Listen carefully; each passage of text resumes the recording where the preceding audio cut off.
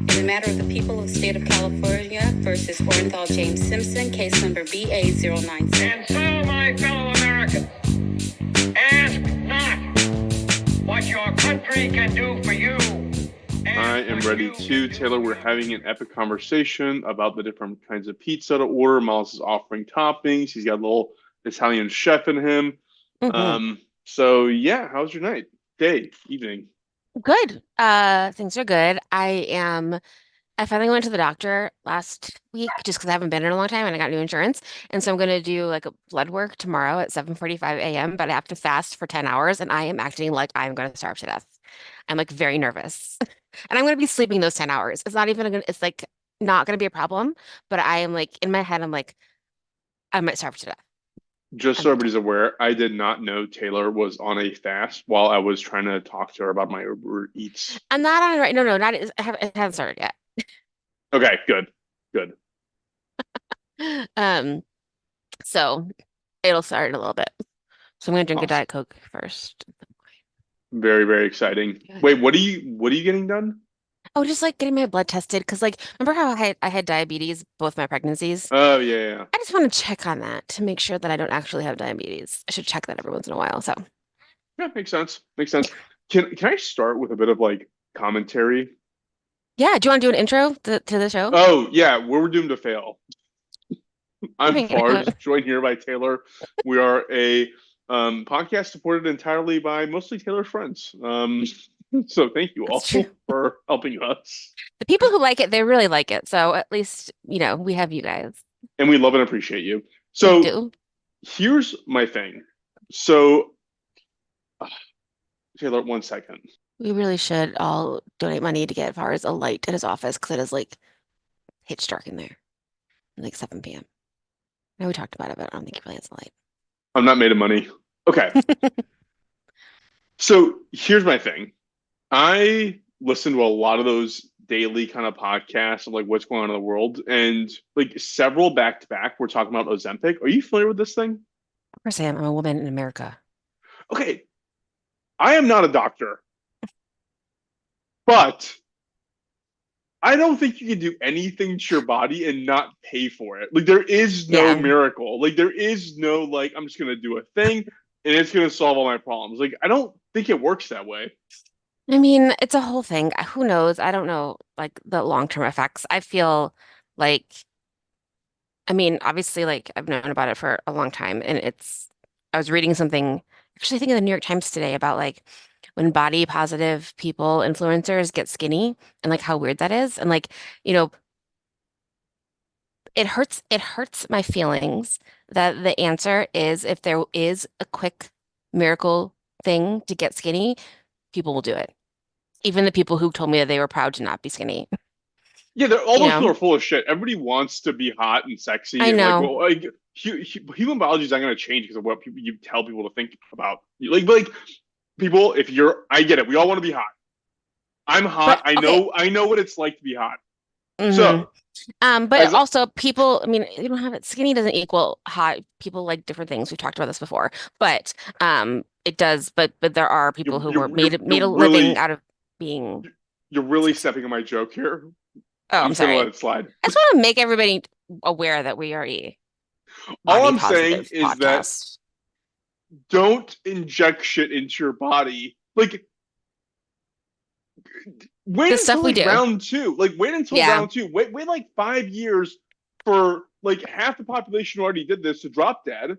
Then you inject yourself with whatever you want. But like at this stage, when it's like I was just listening to like the company that creates it, it's based out of like Denmark or something or Norway, I forgot what. But it is now bigger than the entire Norwegian economy. The company that makes this one drug. It is bigger than the entire. It is like on track to be as big as a Apple, well, probably not Apple, but like an Amazon, so on. So like Yeah. because it's that big of a deal, and that's People how want it. badly people want it. But like, hmm wait until like the third class action lawsuit, and then start injecting yourself with the drug. Like, give it a Yeah. beat. That's fair. My guys, for anybody who like kind of heard my joke about like I know what it's like to be hot, like Oh, that was just your joke. I'm not explaining my jokes anymore on this podcast. I just want Tell everybody again that Fars is wearing a hoodie halfway unzipped with no shirt underneath. Drinking a tall boy beer. The definition of hotness. Okay, with that off my chest, let's go ahead and dive right in. Taylor, I believe I'm going first today, right? Yeah. Okay. So let me pull up my notes, and there we are.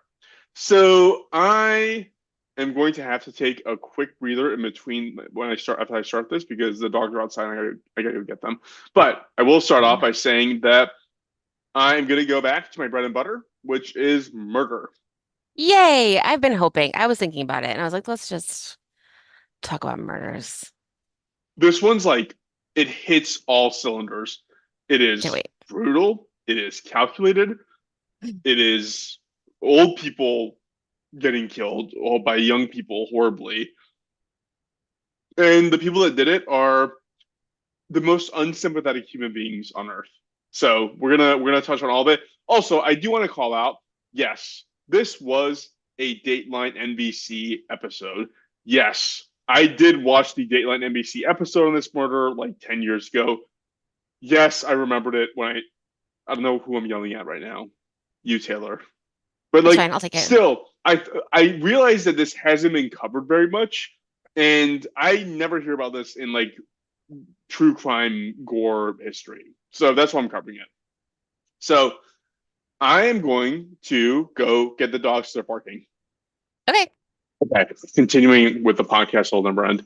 So I am going to be covering the murder of Thomas and Jackie Hawks. Have you heard about this one? Do you know the name? It does not sound familiar just from that. Okay. I bet you, knowing you, that in a few minutes you're gonna know what I'm talking about. So Okay. Thomas and his wife Jackie, they were an elderly couple, and they were retired and they owned a yacht in Newport, California. Thomas, his background was a law enforcement officer, as well as like an Air Force security guard and a firefighter. And Jackie was just like she just did like supermarket checkouts up until they married in 1985, which like also reminds me that like Taylor, there was a time in this country when you could just work as a firefighter and then retire and buy a yacht. Hmm. Just saying I know. that used to be an option. But I also told my boat joke the other day, and then someone told it to me the next day because it's such a popular boat joke. But the two best days in a boat owner's life are the day they buy it and the day they sell it. It is about the Because status symbol and the fact that people know I have a yacht. It is not about the yachting part of it. park it in your driveway. Exactly. So in November of 2004, long story short, basically Thomas had kids from a prior relationship. Therefore, Jackie had stepchildren. They were a really close family. The kids lived in Arizona. They were having babies. And basically, this couple was like, let's give up the yachting life and go do this because that's all they did. They like basically decided to live on the yacht full time. They would coast around from in the Pacific Ocean off California, and that was their life, which sounds amazing. Yeah. So in 2004, November 2004, they put the yacht up in an advertisement in Yachting World magazine. And I wrote down, quote, which I'm positive you have a subscription to, Taylor. I do. End quote. The reason that we even have this, we're talking about a boat with people is because my neighbors have a boat and it's like parked on a mountain, and you're like, where the hell are they taking that boat? Salton Literally. Sea, we already covered it. You go back a few episodes. They're not going there. So they put this advertisement up in Yachting World magazine. They were going to sell it for $435,000. And at that time, the ad was answered by a guy named John Julius Jacobson Jr. So here's the thing that I know me and you're going to get into an argument about. John, later on in his life, underwent a gender reassignment and became known as Skylar Deleon. And I want to respect people for their identities, but I don't want to respect this guy because fuck him. Like when I tell you what this guy's done, you'd be like, fuck this piece of shit. So I'm a little bit conflicted. I will refer to him as Skylar or by John, but I don't respect him and I don't go fuck what his pronouns are. Fair. Whatever comes out. Well, it's good because I wrote down Skylar for the rest of this. So it's actually like I don't even know what I'm saying. Look at you. But I will refer to Skylar as a he because it's just confusing. Because at the time all this happened, Skylar was married.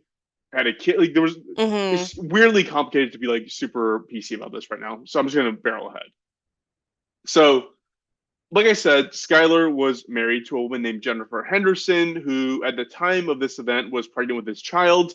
And around this time, they would have been about 24 years old, give or take. Skylar expressed interest to Thomas in buying this yacht via that Yachting World magazine, whatever the hell it was called, Hmm. and decided that he wanted to perform sea trials before he would seal the deal. Basically, like take it out on the water. It's like a standard thing that you do when you sell a boat. Jackie and Thomas, they were pretty suspicious. They're like, how does a 24-year-old kid have the resources to buy a $435,000 yacht? Like, it just sounded fishy. Fishy. And the reality of it was that Skylar actually was a child actor. He was in a bunch of bit roles around Hollywood. He was in several roles for the Power Rangers, Mighty Morphin Power Rangers, like the live action Fun. one. And he also said that he said I made my money from child acting, but also I invested that money into real estate. So that was his shtick. Skylar, seeing that they were suspicious at one of their next meetings, because this was like not like a one time I'm going to show up and buy this thing. He showed up a few times. He showed up with his wife, who was visibly pregnant, and they also already had a daughter in addition to that in a stroller. And basically, like that was kind of the ruse. They were like, Yeah, I feel like that. I would be like, that works okay, a lot. yeah. Yeah, if anybody wants to rob me, show up with your pregnant wife. I'll give you the keys to my house. Um, Good to know for robbers out there. And My also, Power address Rangers. is Don't talk about it. Power Rangers is still on, and it's pretty great. There's one that Miles just said I love it. Like there's one that we really like. wait, the Mighty More like the one that we saw when we were kids, There's like a the new live one. It's action. like, yeah, there's a new one, a new show. It's like Dino something. It's like they have like dinosaur powers, and like it's really cute. There's like a cute little um like gay couple that's like really normal and like having a great time. You know what I mean? Like, they don't make it weird. It's like really progressive and super fun. Taylor, do you remember when we were kids and like the U.S. military was like feeding us propaganda through GI Joes, and we were like every boy would watch GI Honestly. Joes. Like, Yeah. like now if you see it in hindsight, like wait a minute, like this What was this that? is No, you're 100% totally right. It advertisement. was really weird. Super weird. So basically, at this point, the guy says, "I have the money. Here's my wife. We're super successful, very young people. We want to seal this deal. All we need to do now is go on sea trials to make sure that of the seaworthiness of this craft and so on and so forth." So Hmm. Skylar shows up on November 15th with two additional people. He shows up with a guy, so his wife's not there. He shows up with a guy named John Fitzgerald Kennedy, which, despite that name, he did not descend from American dynasty. He was actually a rolling 60s Crip member, ex-convict with attempted murder charges on his record. He was also huge. Um, I'm conflicted because I was like, that's ridiculous. But I'm also like, a huge criminal named JFK is kind of funny. That is a little bit funny. I will But agree like, with you on that. so that kind of like, when you said he was huge, like, I was like that actually kind of makes me laugh. But also, that's dumb. Don't name your kid. Don't do that. It like kind of makes me sad because it like makes me think that like his mom was like, "You can be whoever you want to be. We'll name you John Hmm. Fitzgerald." And then he turned out to be an absolute fucking piece of shit, Yeah. which is unfortunate for the mom. I don't know if she made it, but it's unfortunate. Yeah. So what she told, it's ridiculous. She told this guy Thomas that John is his accountant, and that's why he's president. In addition to Hmm. that, he also brought a guy named Alonzo Machin, something like that. And it was Madchen. Machain, yeah. And he was like, okay, so it's gonna be the three of us plus you, Thomas, and your wife Jackie. We're gonna go on sea trial together. So they set sail out of Newport Harbor, and this was around 4 p.m. And they start doing their sea trials. And at some point throughout this experience, John Fitzgerald, JFK, let's call him JFK. Easier. JFK and Skylar lured Thomas down to the stateroom while Jackie remained on deck with Alonzo. it is noted that Thomas was like jacked. Like when you look at pictures of this guy, you're like, holy shit! Like Yeah, he looks great. he's like he was probably on Ozempic. Like he was ripped. Like see, I bring it all I the don't way think you back. fundamentally, I mean, Ozempic just makes you not eat. The comedy keeps going. Didn't I say we're a comedy podcast? Yeah, you did. And I mean, I laughed, but I don't know if everyone laughs. Nobody else said. Um, story of my life. JFK and Skylar bring Thomas down to the stateroom and beat the shit out of him and use a stun gun to incapacitate him while Alonzo on the main deck was restraining Jackie. They then brought Jackie down to the stateroom and handcuffed their arms and duct taped their mouths and their eyes shut. Ugh. For about 2 hours, give or take, they were basically just sailing, trying to figure out what to do next. And they were pretty close to the shores of Catalina Island, but still like in deep water. And the three men brought both of them up to the deck. They removed the tape from their eyes and they asked them to sign several things. They asked them to sign a bill of sale for the yacht, a power of attorney, and to write down their passwords for their bank accounts. After this, the group tied a rope around their waist, and the other side of it was connected to a 66-pound anchor, and Skylar threw the anchor overboard. Oh my God. How horrible is that? That's one of the Horrible. most terrifying things I can imagine. I actually Ugh. thought about this a lot. I think that the way to go, Taylor, at first I was like, okay, so what I'll do is I'll try to swim down to the anchor, grab it, and see if I can swim up holding it over my head. But obviously you can't, right? Like there's probably Mm-hmm. no physical way to do that. Mm-hmm. So probably your best bet is just like inhale immediately, right? Yeah. There's really no other choice. Yeah, fair Ugh. enough. Terrible. Listeners, if you have any suggestions on how to survive being thrown overboard with an anchor, please write to us at doomedflpod@gmail.com. Yeah, dude, let us know. So about a week later, friends and family hadn't heard from them, but like at that time, it wasn't that weird to not hear from them because it would take these long sailing trips. They'd come back and do whatever. But after a week or so had passed, and everybody knew that they were going to have this meeting where they're going to meet this guy to seal this deal, and nobody had heard about what was going on. They thought it was a little bit weird, and they decided to go. Some of their friends, this guy named Carter Ford, went to the boat, decided to look around, and he looked around, was like, this whole thing is like crazy sloppy. Like shit's everywhere. That's not how these guys live. That's not how they kept their property. Mm-hmm. And they also noticed there was a towel hanging out of the porthole on one side. I have no idea what that means, other than maybe at some point they were free enough to like try to flag someone down. Maybe I don't Mm-hmm. know, but While they were under, or like in the bottom of the boat. yeah, when they were in the stateroom. Yeah. But otherwise, there was no sign of the Hawks, so the police were notified. When the police came on board, they did notice that there was a receipt in the trash can that had like duct tape and rope and like murder kit stuff, basically. Beyond that, they didn't see anything else that was super, super alarming. One of them left a business card in the stateroom saying, hey, if you're the new owner, contact us ASAP. Eventually, Jennifer, Skylar's wife, would call saying that she was a new owner, but the police were not super satisfied with her responses, because they said that she was acting very unusual, very abrupt. It almost sounded like somebody else was speaking into the microphone, like trying Mm-hmm. to feed her answers. So 2 weeks later, Thomas's son / Jackie's stepson filed a missing persons report, and shortly thereafter, were notified that on November 26th, Skylar, which is somebody that nobody had ever heard of before in their entire lives, and these people were like, the Hawks were not crazy people. They heard that Skylar had accessed their bank account utilizing a power of attorney, which is like, you would assume anybody you love and know Would giving know power of that. attorney to someone else It'd would be know like that. your Yeah, kids. exactly. Yeah. Literally just your kids. That's it. So police locate Skylar and Jennifer. They're in Long Beach, and they went. This is incredible. They were in Long. At the I didn't write this down, but I'm going to tell you. They volunteered to clean a church on Sundays. Like that was their thing. They would like volunteer to do church stuff. Like apparently Jennifer was raised super religious, which like Mm-hmm. goes back to showed like don't raise your kids religious. Like How righteous of them. you're Piece of shit. creating sociopaths. Yeah. So that's where they were found. That's where they were picked up. They weren't actually under arrest at that time. That's where they picked them up to question them.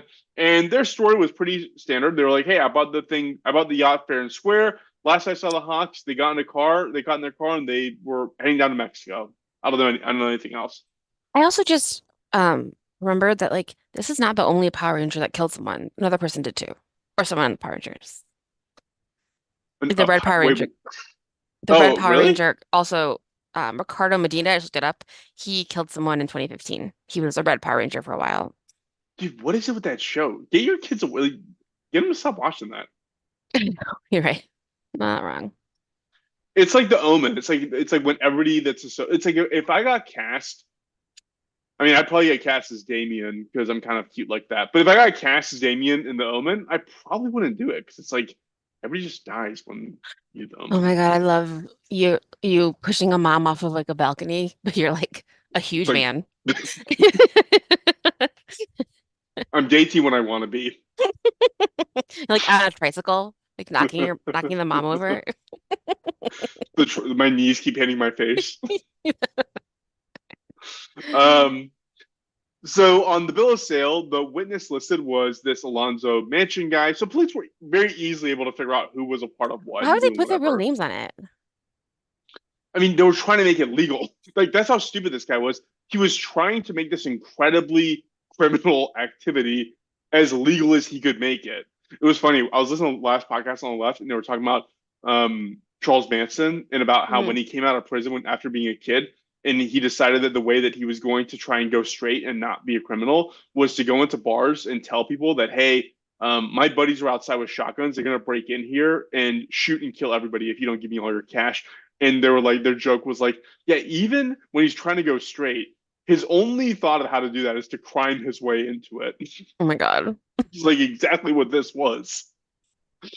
So yeah, on the bill of sale, this guy Lazo Beacham, which is like the other perpetrator, is there. In addition to that, on December 16th, police actually found the Hawks car in Mexico, and somebody had it. Somebody was said that was told they told the police that they were given the car by a person that fit Skylar's description, which, if you look Skylar up, is the opposite of Thomas, which is like an incredibly tall, jack dude. So it Right. was No, clear that something was totally. off.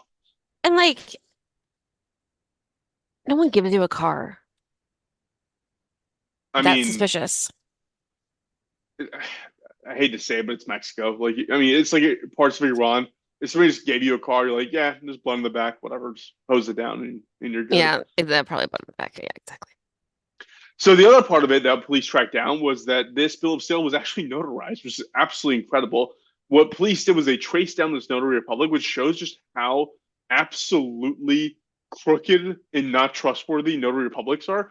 They found that this notary public was asked to sign and notarize this document, this bill of sale, in a hotel room, and was given $2,000 for trouble. So it was obvious like something was like, come on. If someone Yeah, a come on. notarization's like $70. Like if someone's like, here's two, like obviously like It's hands it actually to him with like I a did glove on, covered in blood. for real. And the whole point is you're supposed to prove that the people are there. Like that's your job. You're literally only your job. I had to get Miles' birth certificate for him to go to school. And I didn't have it, so I had to get a notarized copy, blah blah blah. But I did an online notary and it was great. They just like we did a video call. I showed her my license and she did it. I didn't have to go anywhere. Well, this person's obviously lying because you're not supposed to like their job is to prove things are real and it obviously wasn't real because the people weren't there. Duh, they're dead. Right, right. Yeah. So so basically all the dots were kind of connecting. Police still weren't ready to make a final arrest. Eventually, Alonzo was the first one to crack because police were like, you realize what you did, what we think you did, is probably one of the worst murders we've ever heard of. Like, you're getting the electric chair, like, no matter what. It reminds me of the prisoner's dilemma. Do you know Yeah, of that? course. I think that I was talking to my husband about it and I was like, yeah, the answer is you always should tell on your friends because they're going to tell on you. Isn't that the answer? Juan was like, it's more complicated than that. And I was like, I don't know. I feel like that's the answer. Like you got to be the first guy to crack or you're gonna die. Yeah, if it was me, Taylor, if you and I committed a crime together, before the crime was done being committed, I'd just drive to the police station and say you did it. Like, Okay, well, you're off my list of people to commit crimes with. You were on my no, list, but you're off. Didn't we have a commit crime post-it at some We point? do. Yeah. Okay. Plan crimes, So commit crimes. plan crimes, commit crime. It was great. So this Lonzo guy folds like an origami duck. Like he told the God, police everything. what a way to ruin your life. What a dumb way to ruin your life. There's so many of those. There's so many of You do, those like oh, yeah. idiots. Like so he immediately tells police everything that's going on because he like believes the whole death penalty thing, which he should, which I'll get to in a moment. Oh my God. He Wait, what state are they being tried in? Or are they in Mexico? California. Okay. Yeah. And he was the one that told police that Skylar, again, if you look at him, he's like maybe a buck 30 soaking wet. Like you could like snap him like a wet towel. He's the Mm-hmm. one that told Skylar that they're going to need a bigger guy because this guy's too big to try and take down on their own. And that's what resulted in them finding JFK. Lucky for that guy. So Wow. police charge them, and basically everybody's found guilty. But I'm going to go through that case by case because this goes like a layer, like many layers deeper. So at this point, police had already pulled all this evidence together using bank records, using cell phone records, and all this stuff, and they found some coincidences. One of the coincidences was that in 2003, so a year before all this went down, a guy named John Harvey went missing. He was actually imprisoned at the same time and at the same place that Skylar was imprisoned for an unrelated robbery. And John had gotten released before Skylar. Timing wise, police could track Skylar's movements for when this guy went missing and discovered that Skylar got out of that robbery charge and then apparently met up with John and somehow convinced him to go down to Mexico with him for a business venture. John didn't return, but somehow Skylar, who had just gotten out of jail, had withdrawn $50,000 out of John's account. So like something His was going on. bestie. Right. That is so okay. This is incredible. So in addition to all this, before he was arrested, Skylar had told his father what he had done to the Hawks. So between his arrest and his conviction, he had hired another inmate who was pretty close to his release date to kill his father after he gets out. So police only figured this out because they flipped this inmate's cell and they found all this material about the Hawks' death, about where Skylar's father lived, like all this shit. Oh my God. Which also made me think to myself, like, how funny would it be to find like a legal document, like a legal contract in jail saying this person has agreed to pay this person this dollar figure to commit this murder? Like, And how it's do you notarized. enforce this? Yeah, like Yeah. exactly. How do you enforce this stuff? Oh my God, that is ridiculous. I've never. Oh my God. So the other amazing thing that happened in addition to this, because Skylar clearly is not a fast learner, he also hires another inmate to kill his cousin who had helped him kill John Harvey. Oh my God. And the way police found this out was that there was a map being passed around the like cell unit Mm-hmm. of this cousin's house and its layout.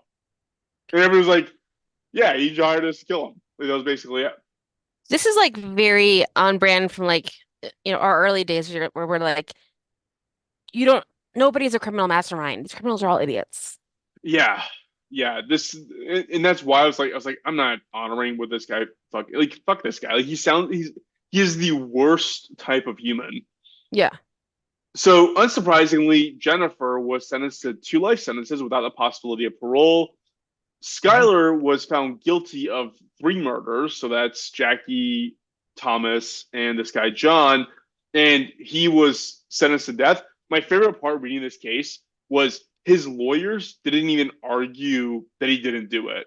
And like when I was doing death penalty defense work, I was on the appeal side. So like you were already been convicted of doing the crime. So then we're just appealing whether the death sentence was the appropriate punishment for you. In this case, they're looking at that and it's like, there's no way to flip this into you. You absolutely did. And what's amazing is you went through all this effort to make it look legal by like getting a notary public, which is all evidence that traced back to him. It's unreal. Then we have John JFK. He was also found guilty of 2 counts of first-degree murder. He was also sentenced to death. So him and Skylar are in Pelican Bay together. I would love to know how, like, after knowing each other for, like, at this point it'll be 20 years. One day Skylar's like, I'm transitioning today, and it's like we're on death row. Like, Yeah. what are you talking about? What are you Like, doing? Yeah. um, Alonzo, because he cooperated, he ended up getting only, I guess, 20 years and 4 months. He was convicted of voluntary manslaughter, so he got a lighter sentence. A guy named Myron Gardner, he became aware of the plot, and he was the one that referred Skylar to JFK, saying, "You need a bigger guy." Like, can you imagine that? Yeah, if I was like, "Hey Taylor, listen, I'm gonna kill this elderly couple. The guy's too strong for me. Like, what do I do?" And like, listen, I've been racking my brain thinking about this farce. I think that you need a bigger guy to go with you, and I know the guy. Right. It's just like, come on, people. Oh my God. Uh, that guy who referred Kennedy or JFK to Skylar, he was found to be an accessory to the crime. He Good. served 4 years for his role, which I think is pretty light because, like, what a fucking scumbag of a human being to, like, hear this and be like, I'm gonna try and help you and find Yeah. Oh, someone to help you. let me do something. What do you need? Yeah, like, what do you think? That guy's gonna come out of prison after 4 years and be like a brain doctor? Like, it's no, like, he's clearly messed up. So Yeah. that's it. That's the horrible, horrible, horrible, sad, tragic death of the Hawks. Their corpses have never been recovered. I shouldn't have said corpses. Babies. Their bodies have never been found. Yeah. And they Did you never say got that to because live I'm out their wearing dreams. my future corpse shirt? Is that why you I said did the word not corpse? see that. I did not see that. Um, man, they looked so happy.